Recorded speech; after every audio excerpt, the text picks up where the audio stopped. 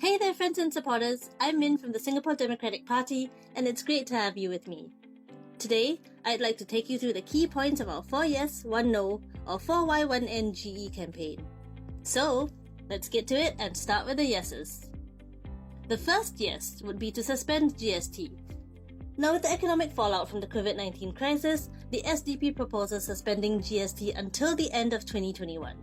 The rationale is, the GST is a regressive tax which hurts the poor more than it has an impact on the rich. And the suspension of GST would be a nudge in the right direction to stimulate the economy and help businesses. Because, at this point, it just wouldn't be smart economics to raise the GST to 9% as is currently planned. The second yes would be to disburse retrenchment benefits. These are tough times and many businesses are struggling, as are individuals affected by the situation at hand.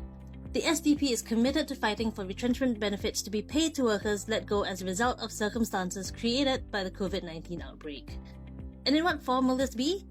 Well, the SDP's Re-employment Scheme and Temporary Assistance for the Retrenched Program, or Restart, aims to pay 75% of a retrenched worker's last drawn salary for the first 6 months, 50% for the following 6 months, and 25% for the final 6 months, capped at the median wage.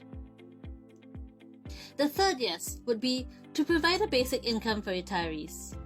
How so? The SDP's Retirement Income Scheme for the Elderly, or RISE, aims to cover the bottom 80% of retirees by income bracket with a sum of $500 per month.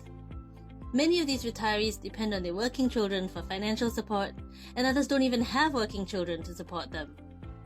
And as we know from the Household Expenditure Survey conducted in 2019, the average retiree household receives about $500 from their working children.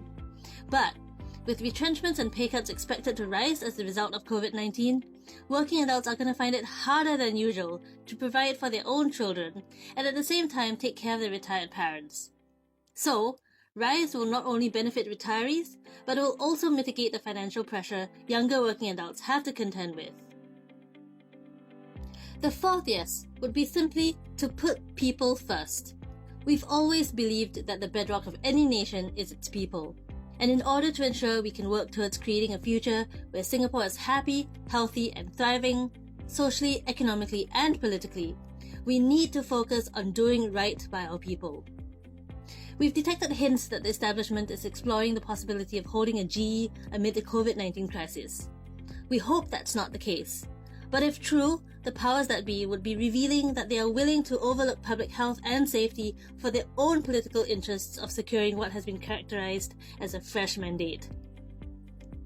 This, when the single-minded focus of our authorities should have been squarely placed on taking decisive action to contain the spread of the virus and resolve associated problems.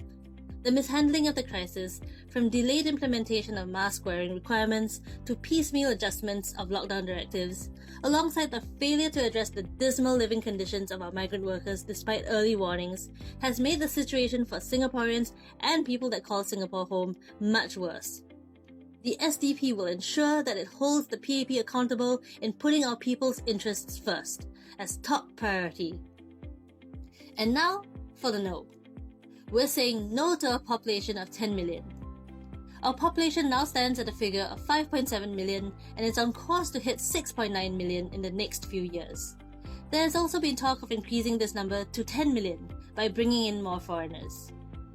While we recognise the need for Singapore to be an active participant in the global economy and acknowledge the advantages of having a multinational workforce, we need to temper this with prudent management of our labour force to ensure that Singaporeans are not disadvantaged unfairly.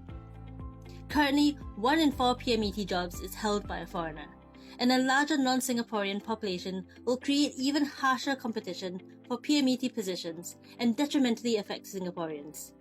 The SDP will push to prevent our population from being raised to 10 million and will work to ensure that Singaporeans get better access to PMET roles. So, now you know what the deal is. Our 4 Yes 1 No campaign plan was crafted with feedback from the community and is all about addressing the essential concerns of Singaporeans in light of the COVID-19 pandemic. It also ensures that the longer-term problems that confront our nation are dealt with. The SDP will focus on these issues and expound upon them in the coming weeks and months.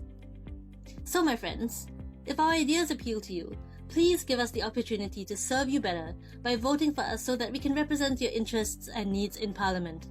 It would be an honor to. But for now, I'd like to thank you for taking the time to watch this video.